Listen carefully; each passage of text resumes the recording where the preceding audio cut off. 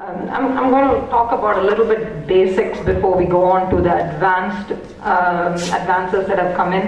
And to start with, I'll give you worldwide data and what has recently been introduced worldwide, because I can almost tell you confidently here that we probably don't practice most of these recent advances in our practice of medicine. It is number one major challenge financially to take this burden. We don't have enough support system to support all the diagnostic testing and also for research and multiple regimens of TB management. So I'll basically talk about worldwide what it is, so we get into that and then talk about what's going on recently. I don't think my slides are showing up there.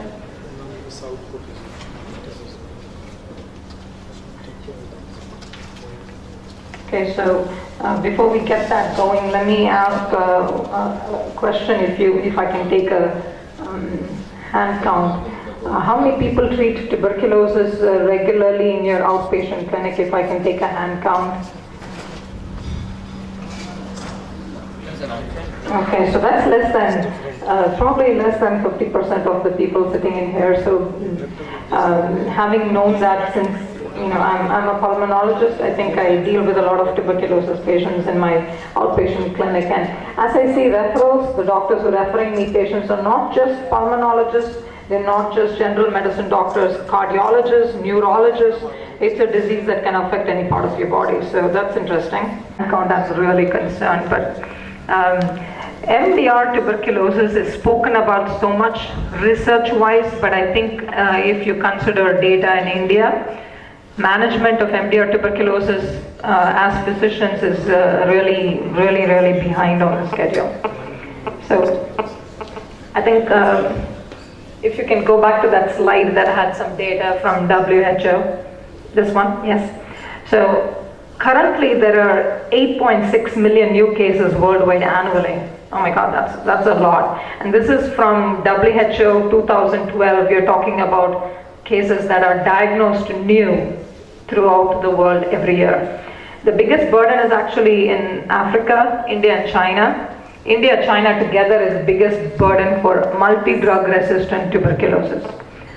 I like to talk about what primary resistance is. So to make it clear, primary resistance is when the patient presents to your clinic for the first time. He's never been on TB drugs, and you realize when he presents to you and you start treating him, he's someone to start off resistant to TB drugs. So that's like no fault of his. He's never had a regimen that he has not taken properly, or he's not related. That means we are not active, we are exposed. We have the tuberculous bacilli in us, and we have it in a dormant stage unless we become immune suppressed. And treatment of active TB with the most latest drugs that have come out. What are the types of regimens that have come out? Let me get the next slide. So new drugs. Two new drugs that have recently been approved by the US FDA, bedaquiline and delamanid. Both these drugs have been researched. We have up to phase 3 trials that have been approved, and US FDA approved 2012 bedaquiline.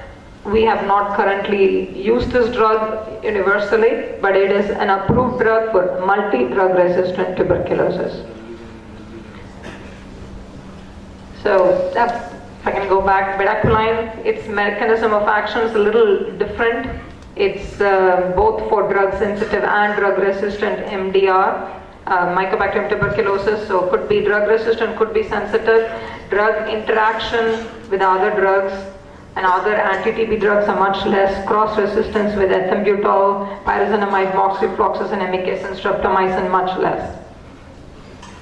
The chart doesn't show up well, but this is actually some data that I collected from my outpatient clinic from 2010 to 2012, how many cases of tuberculosis that we have seen that has acid-fast bacilli. Most of them are acid-fast bacilli positive. So we get sputum sample, we check for smear is positive. These are the biggest number that we see in our outpatient clinic. Pleural tuberculosis, the next on the list, multi-drug resistant tuberculosis. And if you know what XDR is, XDR stands for extensive drug resistant tuberculosis, which means they're not sensitive to any drug. That's kind of way down there.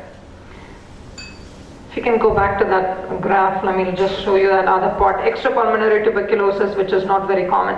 I think you'll agree to the fact that MDR and XDR is a diagnosis that you can do only if you test culture and you get sensitivity testing.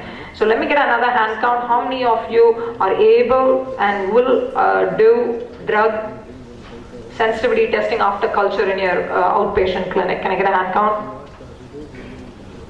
Wow, that went to none. So you can imagine we do not have the facility to be able to get culture on these patients all the time. Resistant tuberculosis. So that's what we are talking about as MDR, XDR, and resistant TB. Resistant TB are patients who are not listed here, but they're the ones who are resistant to only one drug. MDR means they have to be resistant to true first-line drugs, INH and rifampin. If they're resistant to both, they're called MDR. If they're resistant to one, they are not called MDR. Then that means that you have a little better chance in treating those patients. MDR are the most difficult ones to treat. XDR, of course, they're most, you don't see them commonly. These are patients who are not sensitive to any drugs at all, first line and second line.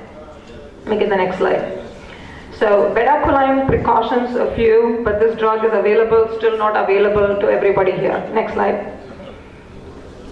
So dosage regimen, next slide. Delaminate, another drug, similarly it has been approved, not yet approved by US FDA, it's undergoing phase 3 trial. Phase 3 trial means more than 1,000 patients are enrolled in there. Next slide. So the newest drug that is up on the list is Sutezolid, which is part of the linezolid group. It's one of those drugs that have actually come out after linezolid got approved for treating multi-drug resistant tuberculosis. Out of all the drugs that have come in treating multi-drug resistant tuberculosis, linezolid is actually the ones that have shown very promising results. So Sutezolid is another analog of linezolid. These two drugs still on the horizon. Next slide. So that's Sutezolid, a linezolid analog on phase 2 trial. Next slide. So one versus another. Still, linezolid is something that is reserved for use in MDR tuberculosis, has had promising results. Next slide. So Sutezolid, which is again part of the regimen, it bizarre. The report comes back, they're negative for AFP. So your question comes up, is this something else that's giving this big cavity? Is it maybe a prior disease? It's a scar? You're doubtful, you can send out a gene expert. If your gene expert is negative, you're probably 95 to 99% sure it is not tuberculosis. Because this is one test that can actually detect even the smallest number of bacilli in the sputum. And in addition to the fact, if they're telling you that it is negative, you also can get, if they're telling you it's positive, you can also get a resistance panel. Because if you're doing a routine culture, Mycobacterium tuberculosis have asymptomatic latent TB. That means we are asymptomatic currently. Immune compromise most likely to have progression. The most common disease in India for immune compromise is excellent, diabetes. It is diabetes. So you become a diabetic, you're extremely prone to get active tuberculosis if you're uncontrolled. If you're a controlled diabetic, I think you're safe, but if you're uncontrolled, then you're immune compromised. The next the important one is HIV. In India, I think the incidence is not very high with HIV and tuberculosis, but HIV, steroid use, patients who are on chemotherapeutic agents, elderly people, children, all these are actually very high risk for immune compromised state. So these are people you know are extremely prone to get active tuberculosis when they have LTBI. 25% false negative PPD test. Even if you give them PPD, they can have a false negative test, maybe because the method is difficult to do, also maybe because of the fact it's read wrong, your immune system is suppressed, then you're not going to have a positive PPD. Next slide. So just gamma interferon assay as opposed to PPD. Gamma interferon assay is a serum test. You send it out. If I'm not mistaken, it costs around 2,500 to 3,000 bucks.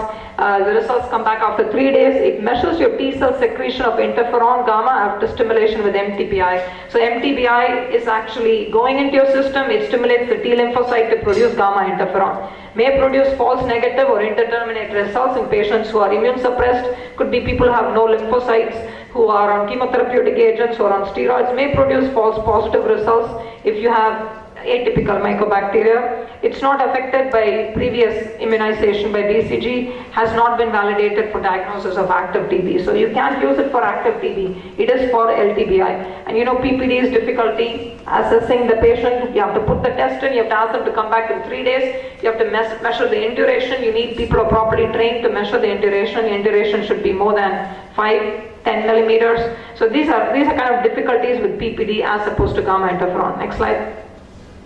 So Ricerine, innovative drug which has come up from Cadila. I think the talk about Ricerine is mainly because it gives you smaller dose of rifampin. The normal regimen is INH 300 as opposed to rifampin 600. Ricerine has rifampin 200, INH 300, and it has an additional derivative piperin, which the claim is that you will have less